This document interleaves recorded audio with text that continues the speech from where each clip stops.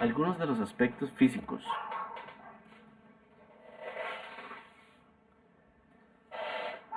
Lo que acabamos de mencionar, si tenemos una matriz bien diseñada con las proporciones correctas, tendremos mezclas que son menos porosas.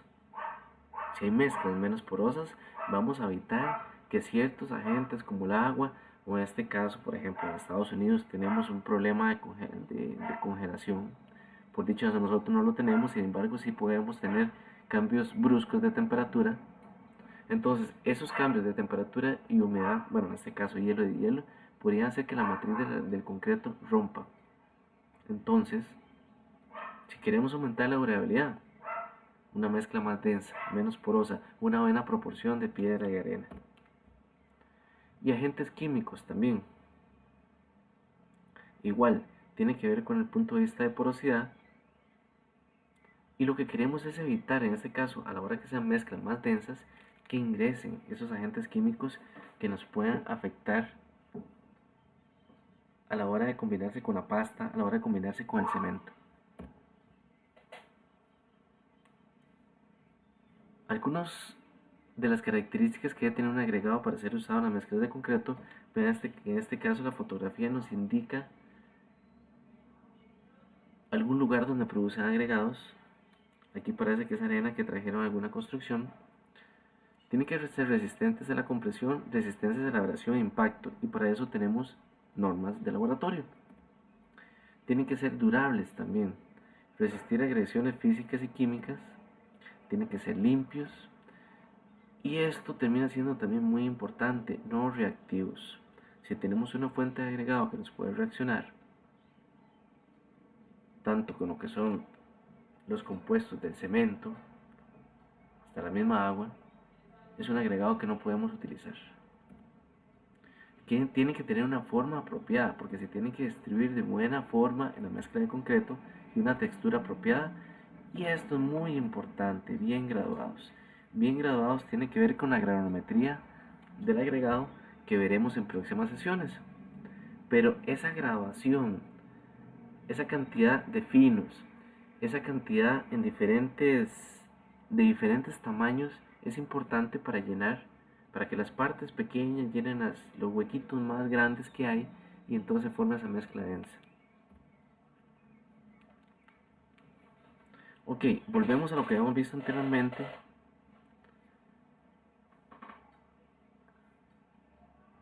Vean que no deberíamos tener problemas en sí por la compresión de las rocas que generalmente utilizamos,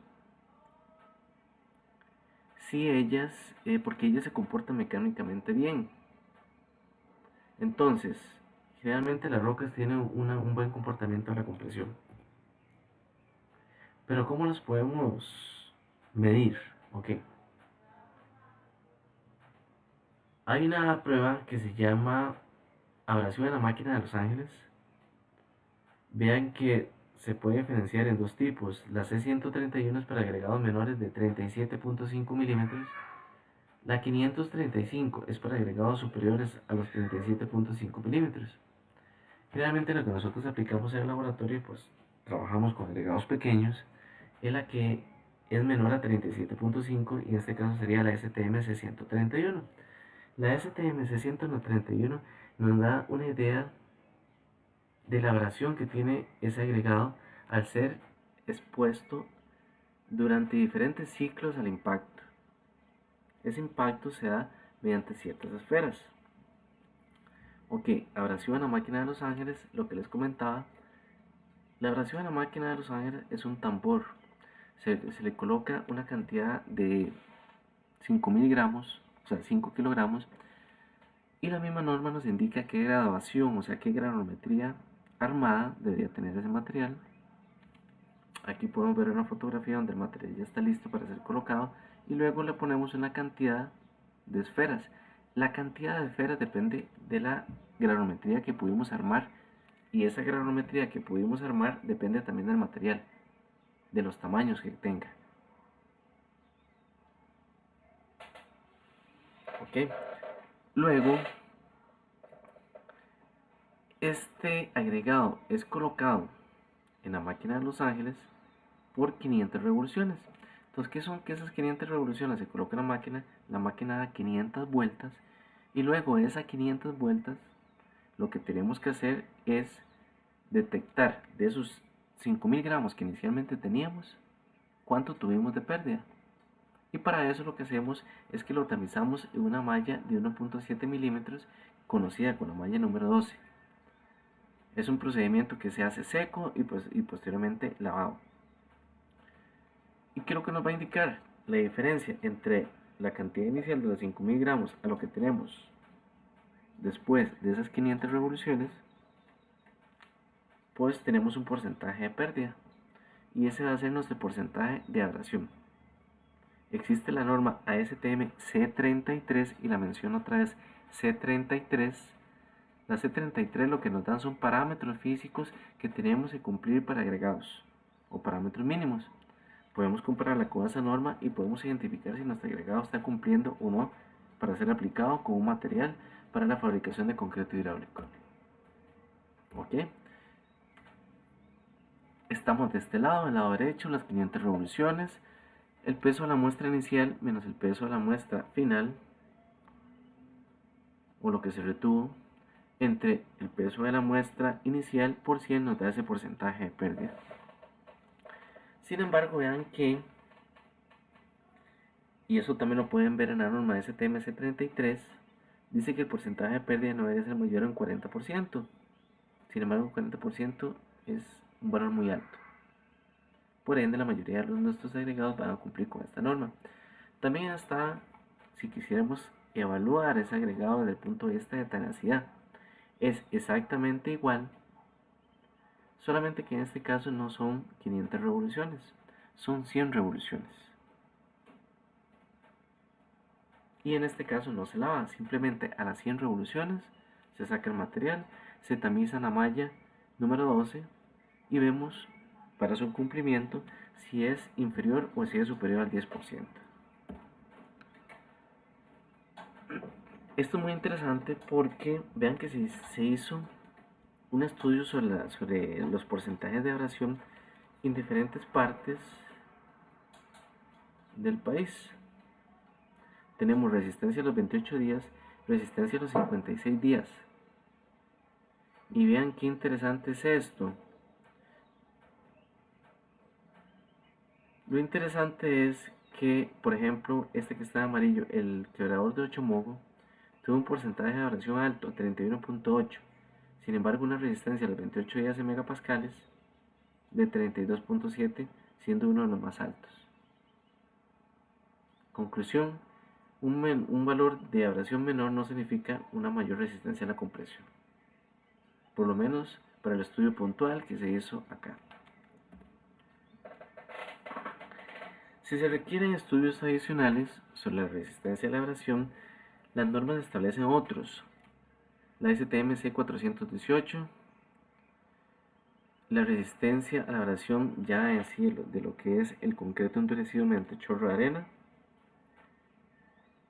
la C994, abrasión de superficies de concreto ya también endurecidas. De las que están acá, por lo menos esta, la que conozco, la C994, porque la NAME la tiene. Y era un ensayo que realizábamos. Entonces, se le aplica una carga generalmente de 10 kilogramos y vemos también, mediante una pérdida, un porcentaje. La C779, método de prueba estándar para la resistencia a la abrasión de superficies horizontales de hormigón, y la C1138. Y vean que es una resistencia de la abrasión, pero subacuático.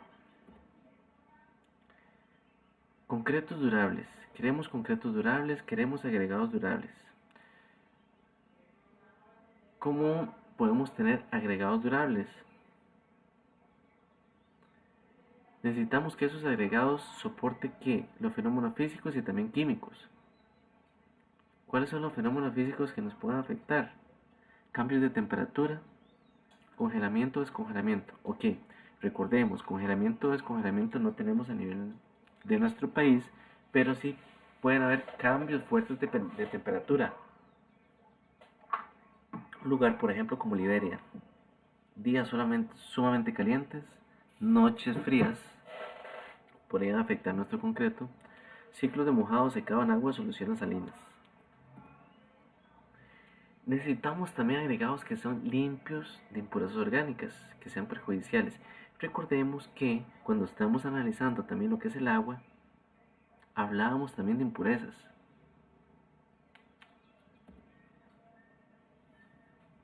Y ahí, en esas diapositivas, hay una cantidad máxima permitida por norma, que son partes por millón. Ahora bien, también necesitamos agregados que no sean reactivos. ¿Reactivos ante qué, por ejemplo? Sulfuros, en este caso, por ejemplo, un sulfuro de hierro, que tenga sílices o carbonatos que podrían ser activos, que se nos podrían combinar con los álcalis y formarnos un compuesto que no sea tolerable ante qué, ante el ambiente, permitiendo expansiones o contracciones excesivas. Impurezas orgánicas es una de las normas que también vamos a ver en el laboratorio, la STMC 40, y se le practica en este caso el agregado fino.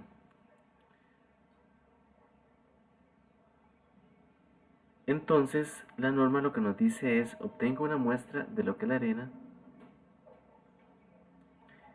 combínela con cierta solución, que podría ser hidróxido de sodio, y luego compare 24 horas después. ¿Qué es lo que queremos evitar? Sustancias como el carbono, hidrógeno, nitrógeno, productos de descomposición de materia vegetal, y por eso, como la mayor probabilidad en este caso es de agregado fino, pues la idea de esto es aplicarlo entonces a lo que es la arena.